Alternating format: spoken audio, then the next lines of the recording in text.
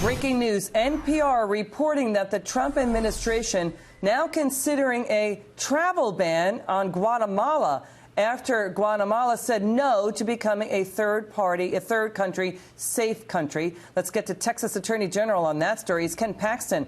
Wow, big news. That's an explosive thing. That is a nuclear option, a travel ban.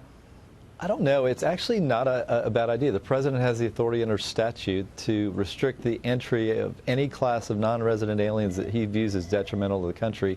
Clearly, this asylum thing is not working. Anybody can literally walk across the border, claim asylum, and they're in.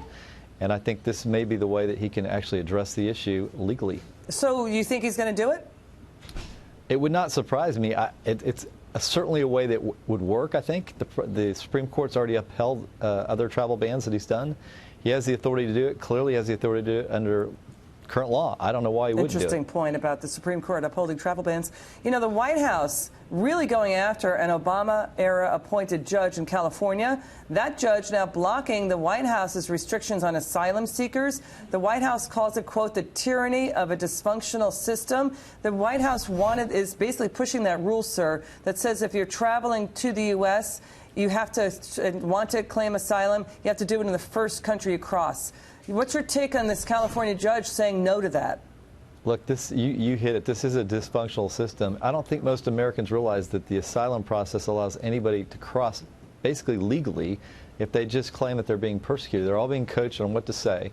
And therefore, if you come across with children especially, then there's a limitation on how long you can be detained. So basically, you can legally come into this country, claim asylum. If you have children, be released and not show up for several years for your hearing. And a lot of people don't end up showing up. And so the president is trying to find a way to resolve the issue that has been created by others. You know, so let me get to what the judge in that case is saying. It doesn't justify shortcutting the law, frustrations over the border crossers. Your take on what that judge said?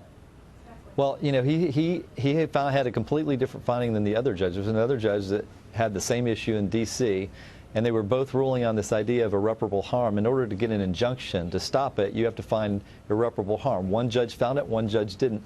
This is the whole problem with the asylum process, and this is why Congress needs to step in and fix this problem. Yeah, because the president is saying the courts or it's too splintered and fractious having the courts do immigration and border policy. Is that it, sir? Final word.